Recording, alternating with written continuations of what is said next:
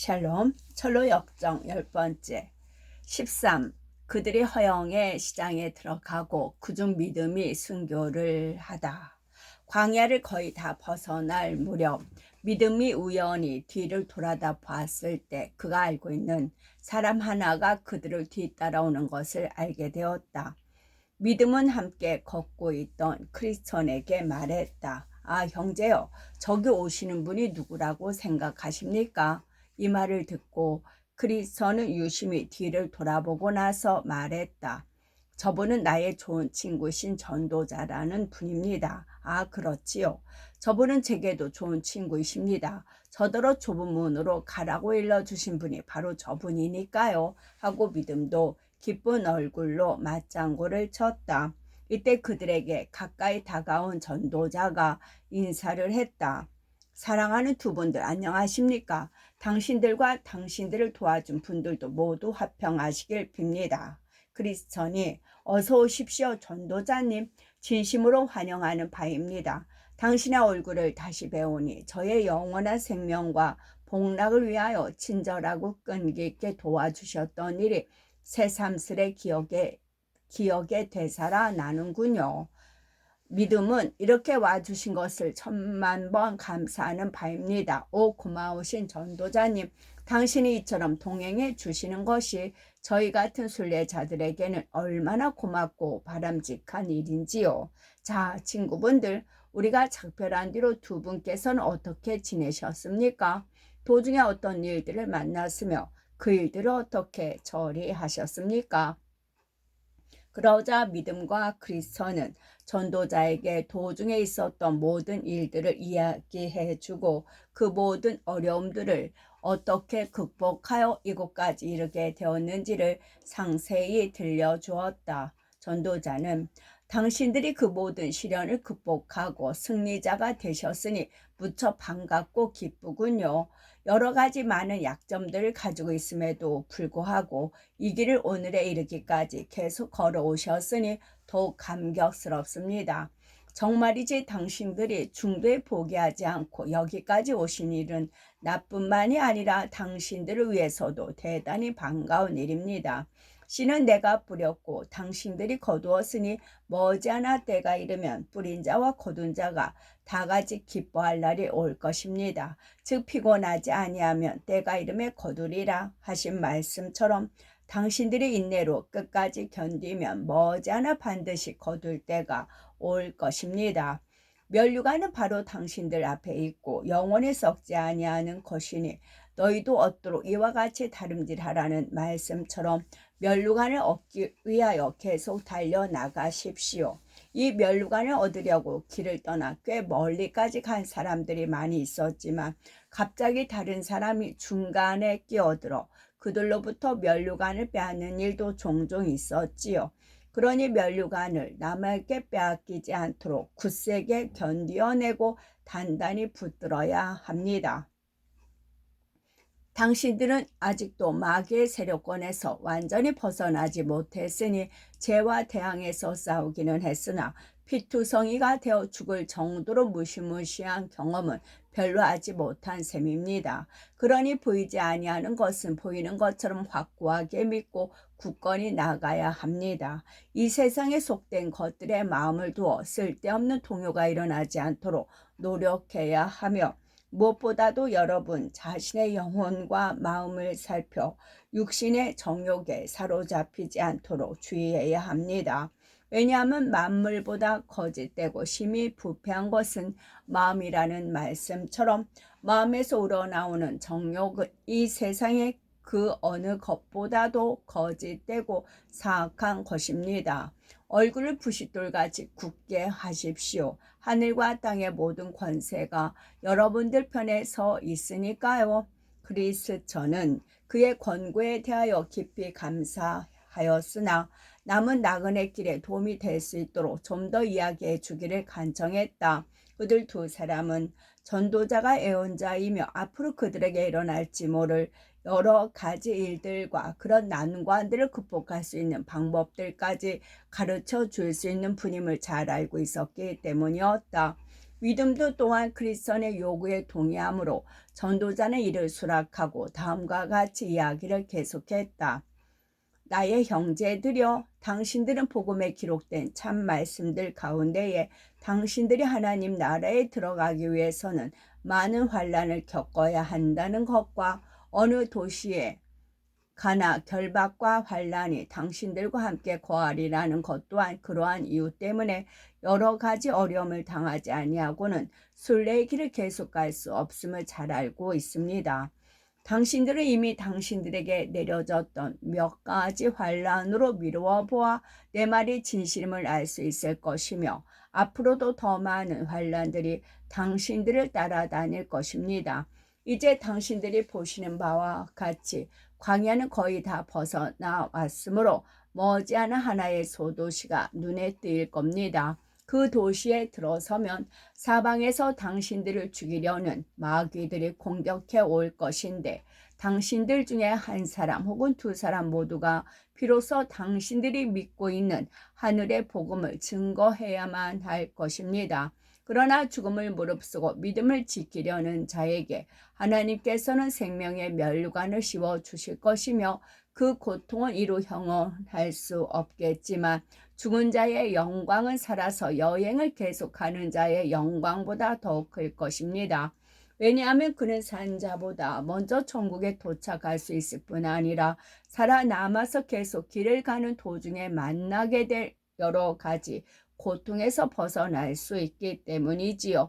그러나 이제 당신들이 그 도시에 들어서게 되면 내가 여기서 말씀드린 일들이 이루어짐을 알게 될 터이니 내가 한 말을 명심하고 사내답게 용감히 행할 것이며 당신들의 영혼을 하나님 그 신실하신 조물주께 의탁하시길 바랍니다.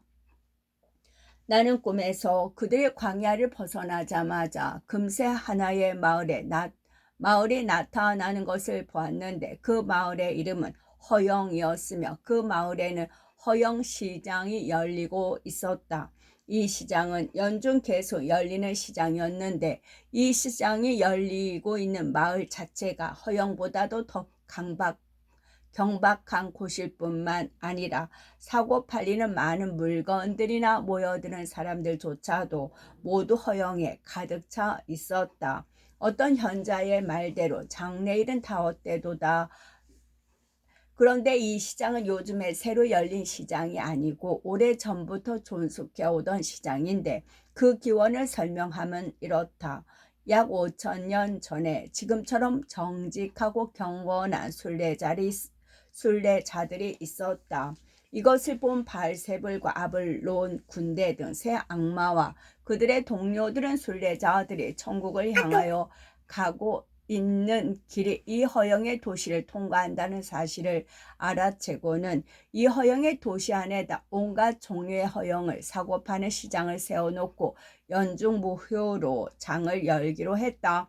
그리하여 이 시장에서는 이런 것들이 팔렸다. 집, 토지, 명당짜리, 무역물자들, 직위, 명예, 승급, 귀족, 칭호들, 국가들, 왕국, 욕정, 향락 등등이 거래되고 또한 모든 종류의 쾌락을 위하여 매춘부들, 포주들, 아내, 남편, 아이들, 주인, 하인, 생명, 피, 육체, 영혼, 은, 금, 진주를 비롯한 각종 보석 등등 온갖 것들이 다 있었다. 게다가 이 시장에는 언제나 마술사들, 사기꾼들, 도박꾼들, 바보들, 악한들, 불량배들 등 온갖 종류의 쾌락과 악에 젖은 사람들이 술렁거리고 있었다. 또한 도둑질, 살인, 간통, 거짓, 맹세, 피 묻은 것들 등 무시무시한 것들을 언제든지 무료로 구경할 수 있었다. 그리고 임시로 열리는 다른 장터들처럼 이 시장에도 같은 종류의 물건들이 팔리는 몇 가지 특별 구역과 거리들로 분리되어 제각기 투교한 이름의 광장들, 거리들, 골목들이 늘어서 있었으므로 이런 곳으로 가면 자신이 원하는 물건들을 쉽사리 발견할 수가 있었다. 이쪽으로 영국 거리, 프랑스 거리, 이탈리아 거리, 스페인 거리, 독일 거리 등이 자리 잡고 있어 제각기 그 나라의 특유의 많은 사치품들과 허영을 살 수 있었다. 그런데 다른 시장들에서 뭔가 한두 가지의 상품이 시장 전체의 주요한 거래 상품이 되는 것과 마찬가지로 이 시장에서도 로마의 허영과 상품들이 크게 진출하여 큰 인기를 차지하고 있었는데 단지 영국인들과 그 밖의 몇몇 사람들만이 로마 제품에 대한 혐오감을 가지고 있었다. 앞서서 이미 말한 것처럼 천국으로 가는 길은 허영의 상품으로 가득 찬 이 도시를 통과하게 되어 있었으므로 천국을 향하여 가는 사람이 이 거리를 거쳐 가지 않으려 할 때에는 세상 밖으로 나가는 수밖에 없었다. 만왕의 왕이신 예수께서도 자신의 나라인 천국으로 가실 때 도시를 지나가셨는데 때마침 장이 성대하게 열리고 있는 반이었다. 내가 생각하건대 이 도시의 주인인 바알세불은 예수를 유혹하여 온갖 허영을 사도록 권고하였고, 만일 예수께서 이 거리를 지나가시면서 그 마귀의 권고를 존중하여 따랐더라면 마귀는 그를 허영의 거리의 주인으로 삼았을 것이다. 예수께서는 존경받으실 만한 귀한 분이시므로 바알세불은 예수를 이 거리 저 거리로 데리고 다니며 잠깐 동안에 이 세상의 모든 왕국들을 보여주면서 어떻게 하면 이 축복받은 사람을 유혹하여 시장에 널려있는 허영을 흥정하고 살 수 있게 만들 수 있을까 궁리했다. 그러나 예수께서는 이러한 온갖 상품들에 전혀 마음을 두지 않으시고 허영에 대해서는 한 푼의 돈도 허비하지 않으신 채로 그 도시를 떠나가셨다. 이처럼 이 허영의 시장은 아주 오래전에 세워진 것으로 오랜 기간 동안 변함없이 유지되어 온 매우 거대한 시장이었다. 그리하여 이들 두 순례자들도 이미 말했듯이 이 도시를 반드시 통과해야만 하였으므로 시내에 발을 들여 놓았다. 그러나 어찌된 일인지 그들이 시장에 들어서자마자 시장에 모인 사람들이 여기저기서 웅성거리기 시작하더니 이웃 도시 전체가 그들 두 순례자들에게 대하여 떠들썩하게 되고 말았다. 이렇게 야단 법석이 일어나게 된 데에는 몇 가지 이유가 있었다. 첫째로 이 순례자들이 입고 있는 의복은 시장에서 거래되고 있는 옷들이나 이곳 사람들이 입고 있는 옷들과는 판이하게 달랐다. 그리하여 시장에 모여있는 사람들은 이상한 눈초리로 두 사람을 훑어보면서 더러는 그들을 보고 바보니 미친놈이니 이방인들이니 하면서 욕을 하고 놀려대는 것이었다. 둘째로 그곳에 모인 사람들은 두 순례자의 의복뿐이 아니라 말씨까지도 이상하게 여기는 것이었다. 그들은 당연히 모국어인 가나안 말을 쓰기 때문에 이 시장에서 그들이 말하는 것을 이해할 수 있는 사람은 거의 없었다. 이 시장의 주민들은 세상의 사람들이었으므로 순례자들이 시장의 이쪽 끝에서 저쪽 끝으로 이르기까지 그들은 마치 야만인들처럼 보는 것이었다. 셋째로 시장의 상인들이 이 두 순례자를 불쾌하게 여긴 까닭은 이들이 시장에 쌓인 온갖 허영의 물건들을 경시하여 조금도 거들떠보지 않았기 때문이었다. 상인들이 좀 물건을 팔아달라고 그들을 부르기라도 하면 순례자들은 두 손으로 귀를 틀어막고 내 눈을 돌이켜 허망한 것을 보지 말게 하소서라고 부르짖으며 그들의 모든 거래와 매매는 모두 하늘나라에 있다는 표시를 하면서 하늘을 우러러 보는 것이었다. 두 순례자들의 거동을 바라보며 비웃고 있던 한 상인이 무엇을 사고자 하십니까? 하고 그들에게 말을 걸자 그들은 정색을 하고 상인을 바라보면서 우리는 진리를 구하고 있습니다. 라고 대답했다. 이 대답으로 인하여 그들은 더 한층 비웃음을 사게 되었으므로 어떤 사람들은 그들을 놀리며 시비를 거는가 하면 어떤 사람들은 거친 욕을 하면서 그를 때려 눕히자고 선동하기도 했다. 마침내 일이 점점 커져서 시장 전체가 떠들썩하게 들끓고 큰 혼란과 소동이 벌어지고 말았다. 바야흐로 이러한 소식은 시장의 주인에게 알려져서 그는 곧장 가장 믿을 만한 친구들에게 위임하여 어떻게 이들 두 나그네가 시장 전체를 온통 소란하게 만들었는지 조사를 하도록 했다. 그리하여 두 순례자들은 신문을 받기 위해서 재판정으로 끌려갔고 그들 앞에 앉은 몇몇 신문과들은 그들이 어디에서 떠나 어디로 가는 길이며 이상스러운 의복을 입은 채 시장에서 어떤 일을 했는지 캐묻기 시작했다. 순례자들은 신문관들에게 자기들은 멸망의 도시를 떠나 그들의 영원한 본향인 하늘의 예루살렘을 향하여 가는 순례자들인데, 이 세상에서는 낯선 이방인으로서 이 도시에 들어온 이후 주민들에게나 지상의 상인들에게 아무런 나쁜 짓도 하지 않았노라고 대답했다. 다만 혹시 상인들을 불쾌하게 한 일이 있다면 어떤 사람이 무엇을 사겠느냐고 물었을 때 단지 진리만을 구하노라고 대답한 일밖에 없으니 조용히 여행을 계속할 수 있게 해달라고 간청했다. 그러나 이들을 재판하도록 임명을 받은 신문관들은 그들의 말을 믿지 아니하고 정신병자들이 아니고서야 시장의 모든 질서와 주민들을 온통 혼란에 빠지게 할 리가 없다고 생각하는 것이었다. 그리하여 신문가들은 두 순례자들을 데리고 마구 때리고 온통 국투성이로 만든 후 옥에 가두어 시장에 있는 모든 사람들에게 구경거리가 되게 하였다. 감옥에 갇힌 순례자들은 얼마 동안 이곳 사람들의 구경거리로서 온갖 놀림, 경멸, 분풀이, 욕설의 대상이 되었으나 이 시장의 주인은 그들의 겪는 온갖 순환들을 보면서도 그냥 웃기만 하고 있었다. 그러나 참을성이 많은 두 순례자들 온갖 경멸과 욕지거리를 욕으로 갚지 아니하고 오히려 축복을 빌어주고 나쁜 욕설을 선한 말로 대꾸해주고 온갖 박해를 친절로 대해주었다. 그러자 시장에 있는 사람들 중 다른 사람들보다 좀 더 사려깊고 편견이 적은 사람들은 스스로 상황을 살펴보고는 순례자들에게 계속 박해를 가하는 행동은 오히려 더 비열한 행동이라고 비난하기 시작했다.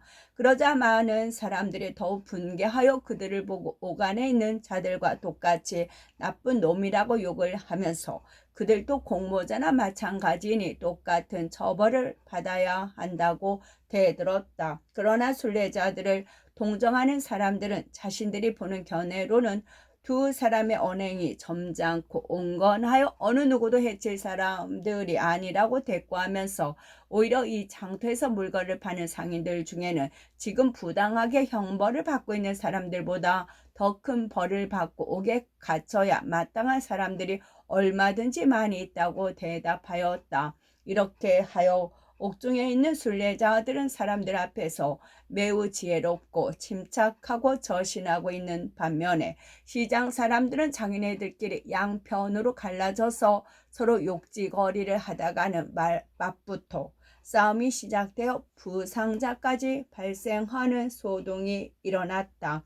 그러자 불쌍한 두 순례자들은 다시 재판관들 앞에 끌려가서는 시장에서 지금 막 일어난 소동까지도 그들의 잘못이라는 판결을 받고 실컷 두들겨 맞고 나서 쇠사슬과 족쇄로 묶인 채 시장에 여기저기로 끌려다녔다.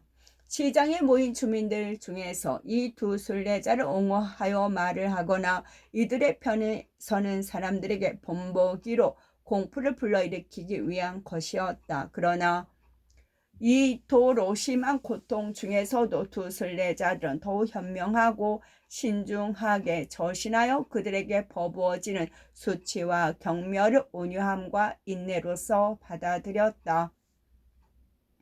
그리하여 주민들 중에서는 비록 반대편과 비교해 볼 때 매우 적은 숫자이기는 하나 그들의 편에 서는 사람들의 수요가 늘어나기 시작했다. 이러한 현상은 더욱더 시장 주인의 분노를 자아내어 마침내 결박 정도로는 시장의 주민들을 모욕한 죄와 거리를 소단으로 몰아넣은 난동을 처벌하기에 부족하니 사형시키는 도리밖에 없다고 위협했다. 최종적으로 명령이 내려질 때까지 다시 감옥에 가두라는 지시가 내리자 그들은 감방 안으로 끌려가 쇠고랑을 차게 되었다. 그들은 여기에서 비로소 그들의 신실한 친구인 전도자가 그들에게 이야기해 준 것들을 다시 기억에 떠올렸다. 이제야 전도자가 장차 이 도시에서 그들에게 일어나리라고 예언했던 것들이 지옥과 고통의 길 중에서 더욱 확실해지는 것을 깨달았다. 이러한 고통이 다 정해진 뜻이라고 믿고 그들은 서로를 위로하면서 최선을 다하리라고 다짐하는 것이었다. 이들은 또한 앞으로 닥쳐올 더 큰 고난이 누구의 운명이든 간에 그것이 곧 자신의 최고 행복이라 여기면서 내심으로는 제각기 자신이 그 운명에 선택되기를 바라고 있었다. 여하튼 모든 만물을 주재하시는 전지전능하신 하나님께 그들 자신을 맡긴 채 현재 처해 있는 상황에 큰 만족을 느끼면서 이곳 주인의 처분을 기다리고 있었다. 이제 곧 그들을 최후 판결을 받기 위해 다시 재판관들 앞에 불려가 신문을 받게 될 참이었다. 마침내 때가 이르자 그들은 원수들 앞으로 끌려나가 심판을 받게 되었는데 재판장 이름은 선혐오경이었고 고소장들은 형식적으로는 다소 차이는 있었으나 내용은 다 같은 것들이었으며 다음과 같이 기록되어 있었다. 이 피고인들은 고발자들의 원수인 동시에 그들이 경영하는 상업의 방해자들이다.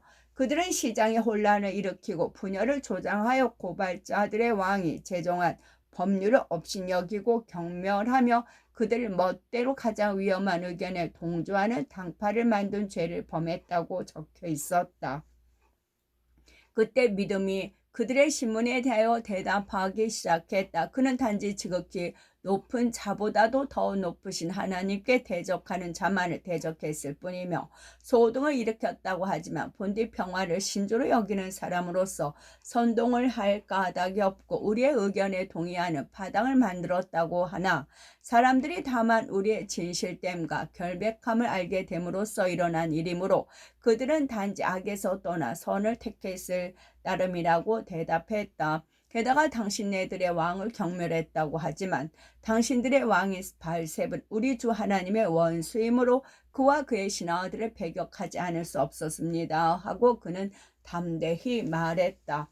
그러자 그들의 왕이 발셉을 옹호하여 법정에 서 있던 피고인들을 반박하고자 하는 사람이 있으면 출두해서 증언하라는 지시가 내려졌다. 그러자 3명의 증인이 나섰는데 그들의 이름은 시기와 미신과 아첨이었다.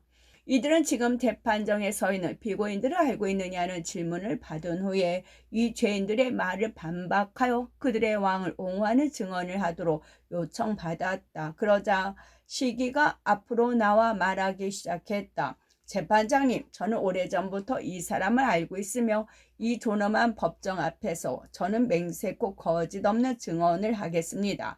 이 사람으로 말하자면 잠깐 선서부터 먼저 하시오.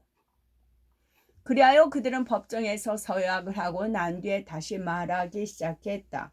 재판장님, 이 사람은 매우 그럴듯한 이름을 가지고 있음에도 불구하고 사실은 우리나라에서 가장 비열한 인간들 중에 한 사람입니다. 그는 왕이건 백성이건 법률이건 관습이건 아랑곳하지 않고 무시해버리면서 다만 그자가 신봉하는 소위 신앙과 경건의 규칙들이라 불리는 불충스러운 사상들을 모든 사람들에게 전파하고 감염시키고자 하는 악한입니다.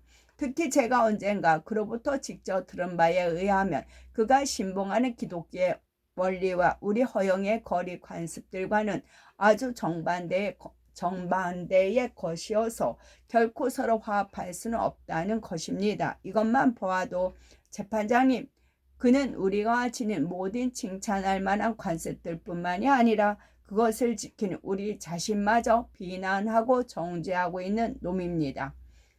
재판장은 그 밖에 더 할 말은 없는가? 시기는 재판장님, 말씀드릴 것은 많지만 법정을 지루하게 할 것 같아서 이상 마치렵니다. 그러나 다른 증인들께서 제시한 증거만으로 이 자를 사형시킬 만한 증거가 불충분하다면 다시 한번 보충 증언을 하겠습니다. 그래서 재판장은 시기에게 대기하고 있으라고 명한 후 다음으로 미신이라는 증인을 불러 세워 피고인의 얼굴을 자세히 보라고 했다. 또한 그들의 왕이 바알세불을 옹호하며 피고에게 반박할 것이 있으면 무엇이든지 다 말하라고 명했다. 그리하여 미신은 선서를 하고 난 후에 증언을 시작했다. 재판장님, 저는 일찍이 이 사람과 친분을 가져본 적도 없고 앞으로도 역시 사귀고 싶은 마음이 전혀 없습니다마는 그는 이 도시에 들어온 이후 요전날에 잠시 이야기를 나누어 본 결과 그는 아주 못된 녀석임을 알게 되었습니다. 그가 말하는 것을 들으니 우리의 종교는 아주 무가치한 것이므로 이런 종교를 가지고는 하나님을 기쁘시게 할 수 없다는 거예요. 재판님께서도 잘 아시겠지만 이자가 말한 대로라면 우리는 모두 헛되이 신을 섬기고 있으며 여전히 죄악에 빠져 있고 결국은 저주를 받아 지옥에 떨어지게 될 것입니다. 제가 말하고자 하는 점은 바로 이것입니다. 다음으로는 아첨이 선서를 했다. 그러자 재판장은 그들의 왕인 바알세불을 옹호하여 피고인들에게 반박할 말이 있으면 무엇이든지 하라고 명령했다. 재판장님, 그리고 여기 모이신 신사 여러분, 저는 오래전부터 이자를 잘 알고 있으며 또한 그가 말하지 말아야 할 것을 말하는 것도 여러 번 들었습니다. 그자는 우리의 고귀한 대왕이신 바알세불을 비방하였고 그분의 존경할 만한 친구들인 옛사람 음란경, 사치경, 허영경, 색욕경, 탐욕경 등을 비롯한 여러 귀족들을 경멸적으로 모욕하는 말을 하는가 하면 만일 도시 주민들의 생각이 자기와 일치하기만 하면 그 귀족들이 이 마을에서 더 이상 살지 못하도록 내쫓아야 한다고 말한 적도 있습니다. 뿐만 아니라 지금 이자를 재판하기 위해 대왕께서 임명하신 재판장님께서도 까지도 하나님을 거역하는 악당이라고 비방하였고 그 밖에도 온갖 악담과 욕설을 하여 우리 마을에 사는 대부분의 귀족들을 제멋대로 비방했습니다. 아첨의 말이 끝나자 재판장은 법정에 서 있는 피고인을 가리키며 말했다. 변절자요, 이단자요, 반역자인 이 악하나 선량하고 정직한 증인들이 너를 반박하여 불리한 증언을 하는 것을 전부 다 들었는가? 그러자 믿음은 대답했다. 제 자신을 변호하기 위해서 몇 마디 말씀드려도 좋겠습니까? 이 악당 같으니 너는 더 이상 살 가치가 없는 놈이야. 지금 당장 그 자리에서 죽여버려야 마땅하겠지만 너 같은 녀석에게도 얼마나 관대한가를 보여주기 위해 몇 마디 변명할 기회를 주기로 한다. 믿음이는 우선 실기씨가 말한 것에 대한 답변부터 시작하겠습니다. 세상의 어떤 법률이나 규칙, 관습, 사람들일지라도 하나님의 말씀에 어긋나는 것은 기독교 정신에 어긋나는 것이라는 말 이외에는 결코 말한 적이 없습니다. 만일 내 말이 잘못된 점이 있다면 나를 납득시킬 만한 설명을 해 주십시오. 그렇게 해 주신다면 여기 당신들 앞에서 기꺼이 내가 한 말을 취소하겠습니다. 둘째로 미신이 내게 반박하여 증언한 것에 대해서 말씀드리자면 하나님을 경배하기 위해서는 신성한 믿음이 필요하며 그것을 얻기 위해서는 하나님의 뜻을 보여주는 신성한 계시가 있어야 합니다. 그러므로 무엇이든지 하나님의 신성한 계시에 부합하지 않는 것을 믿으면서 하나님을 경배한다는 것은 단지 인간적인 신앙에 불과할 뿐 영생의 은혜를 얻을 수 있는 참된 신앙이 되지 못할 것입니다.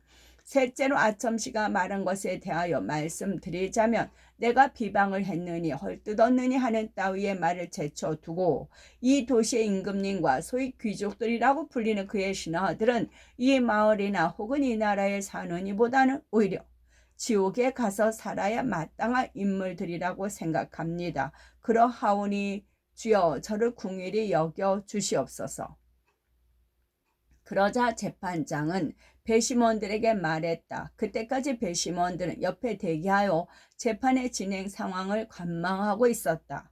배심원 여러분도 알다시피 이 사람은 우리 도시에서 거대한 난동을 일으킨 장본인입니다.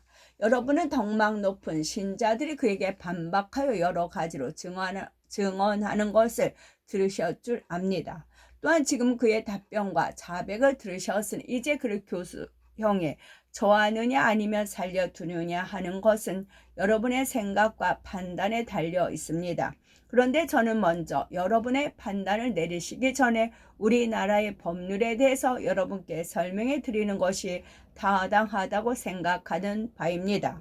우리 군주이신 바알세불의 신하들 중에서 그 하나였던 바로 왕시대에 제정된 법률에 의하면 이단 종교를 믿는 사람들이 번성하고 자라나 너무 강하게 될 것을 억제하기 위하여 그들의 사내 자식은 모두 강에 내던져 죽게 하였고, 또 역시 대왕님의 신하였던 느부갓네살 왕의 통치 하에서는 누구든지 백성들 가운데 그가 금으로 부어 만든 우상 앞에 엎드려 경배하지 아니하면 즉시 훨훨 타는 풀무에 던져 타 죽게 하는 법령이 있었으며, 다음으로 다리우스 왕 때에도 어떤 기간을 정하여 그 기간 동안 누구든지 왕 이외에 어떤 다른 신에게나 우상하게 경배하고 의지하면 사자굴에 던져 넣기로 되어 있었습니다.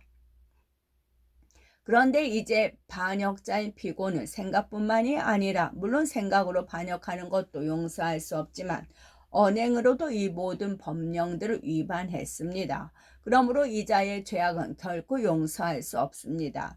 바로가 옛날에 그러한 법령을 제정하게 된 동기를 말하자면, 실제로 범죄가 아직 나타나지는 않았지만 머지않아 범죄가 일어날지도 모른다는 우려에서 미연에 방지하기 위해 정한 것인데, 이제 이자의 범죄는 매우 명백하게 드러나 있습니다. 느부갓네살 왕과 다리우스 왕의 법률에 비추어 보아도 여러분이 보다시피 이 피고인은 우리의 종교에 거역하여 함부로 비방했고, 그 스스로 자백한 반역죄만을 생각해 보아도 마땅히 사형 선고를 내리는 것이 당연하다고 생각합니다.